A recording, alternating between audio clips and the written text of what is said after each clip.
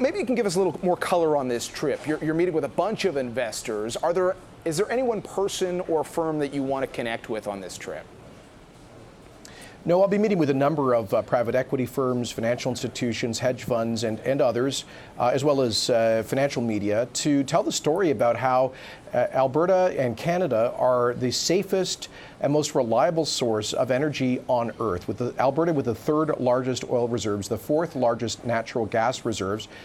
And I think that safety and reliability is now more important today than, people have always talked about energy security. Well, it means a whole lot more after what happened in Saudi Arabia this weekend. So we want to encourage U.S. policymakers to help us move forward with the construction of the Keystone XL pipeline that would bring on stream nearly a million barrels per day of Alberta crude moving to American refineries. We're optimistic about the Trans Mountain pipeline happening to the West Coast. There are pipeline companies engaged in increasing shipments through pipeline optimization. We think it's very likely that we'll see an increase in rail shipments as well. Frankly, the increase in prices is probably going to help with that. So we think both in the short, mid, and long term, there's a very positive story. We're also reducing the corporate tax burden by 1/3, reducing the red tape burden, speeding up regulatory approvals. We brought balance back to Alberta labor legislation. We have the youngest, best educated population, lowest taxes. I mean, there's so many reasons, not just in the energy sector, but in other sectors for companies to think about locating in Alberta. More specifically, because you referenced the attacks over the weekend, what would you say specifically about Saudi Arabia's oil supply and its security?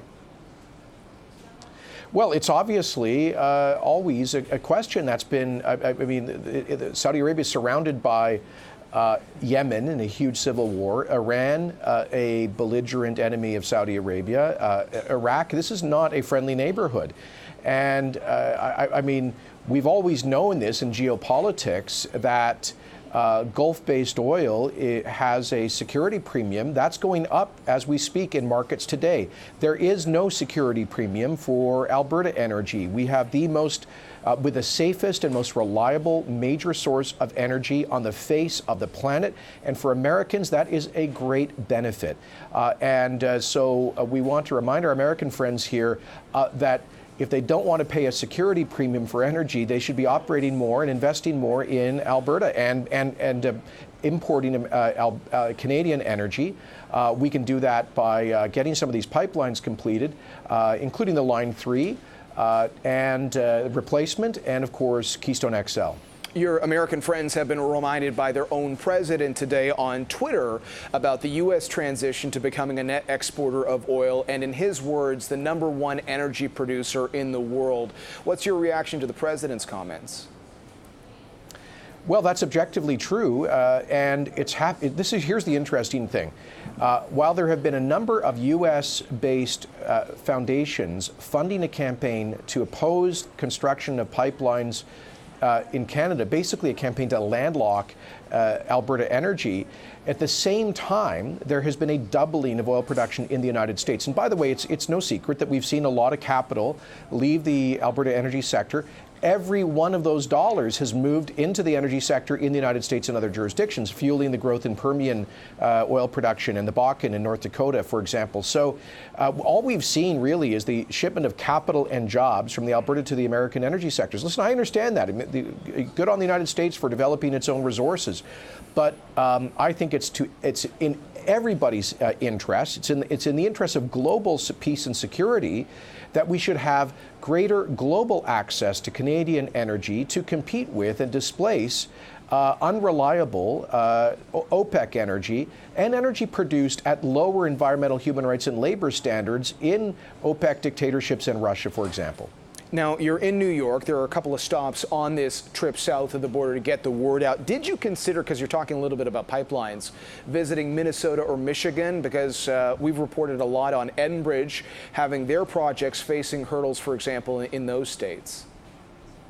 Well, I will be passing through Michigan, and we've been in touch with the governor's office and exchanged correspondence on the litigation led by her attorney general against Line 5. We think that would be, frankly, an economic disaster for the the Great Lakes states, including Michigan, if that state government succeeds in prematurely shutting down Line 5. Enbridge is committed to building a new pipe under the lake floor that will be 100% secure. The current Line 5 pipe is 100% secure.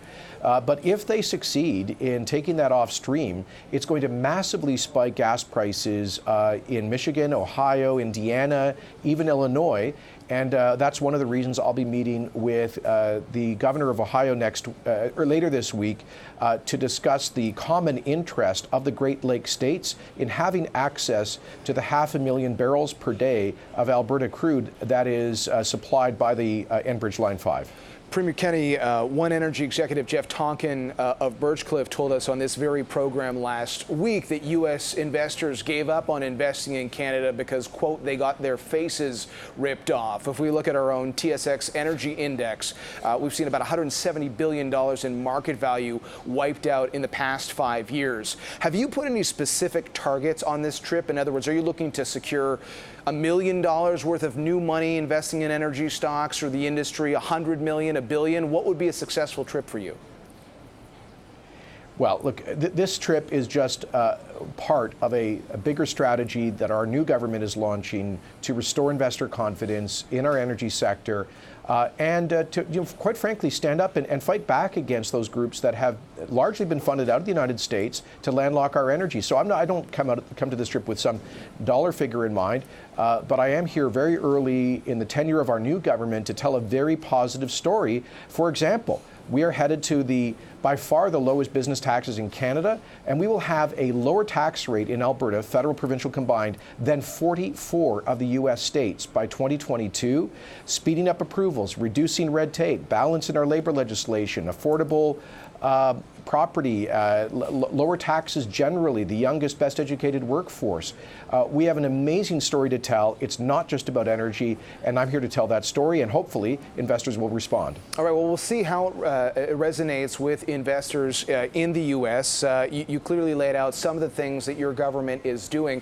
As we watch some of the, outside of today, the pressure that a lot of energy companies have been facing, we've seen some feeling more pressure to just buy back their own stock. I mean, if they believe that they've got good, sound businesses, bet on themselves. What do you think about the idea of the provincial government using its own funds to invest in Canadian energy stocks? Is that something that you would consider?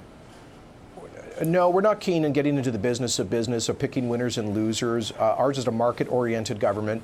We're trying to create the right overall macroeconomic conditions that are favorable to new business investment that creates jobs. But there are some things that we are open to. We'll be making final decisions. For example, the idea of a new round of royalty tax credits for petrochemical diversification to take advantage of the inexpensive natural gas feedstock to upgrade into plastic and other products. So there will be some incentives that we do offer. The major incentive, though, is this 1/3 reduction in the overall tax rate. And listen, one of the things I'm going to say to investors in New York here is that energy shares in Alberta, or in Canada, Canadian companies, are massively undervalued objectively. This should be seen as a buying opportunity, and that should be even clearer in light of the security premium that people have to pay to access Middle Eastern oil, given what happened last week. And by the way, the strike against the refineries in Saudi is not the end of the story. It points to a deeper problem in terms of instability and unpredictability from the OPEC countries. And so I hope investors will realize safety, stability, security in Canada is worth an awful lot.